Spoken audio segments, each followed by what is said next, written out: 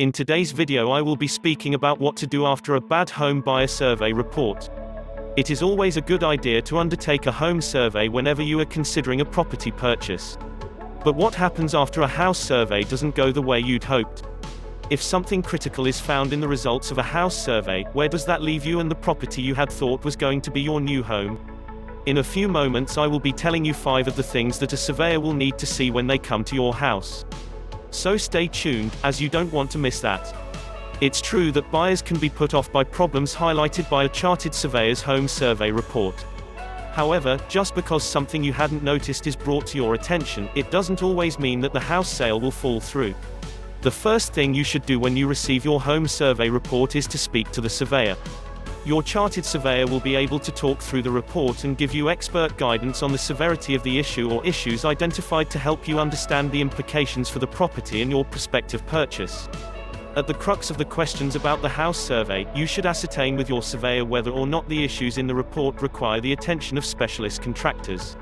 What's more, you will need to establish whether these works could add up to a costly bill for you if you proceed with the purchase.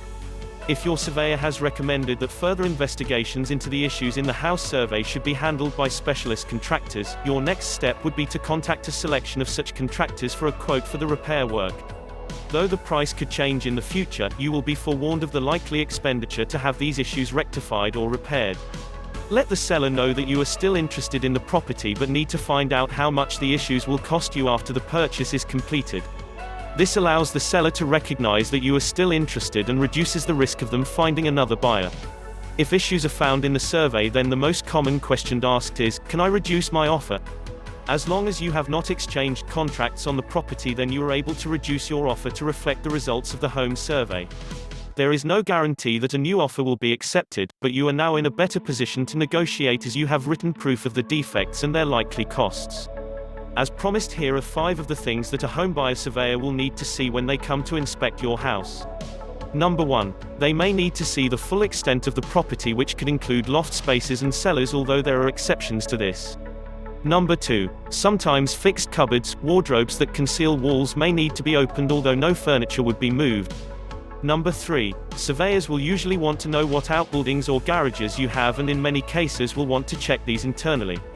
Number 4. Where your property has a substantial plot, it may not be practical to see the full extent of your estate, and the valuer will discuss this with you when they arrive.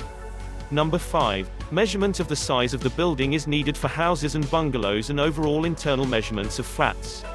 They typically do not rely on measurements from other sources. Measurements are used to aid the valuation process and to inform the lender. In the next video I will be speaking about the Home Buyer's Report Guide to House Surveys and Mortgages. I hope you got value from our video, and don't forget to subscribe to our channel, and drop us a comment about your experiences with a homebuyer survey.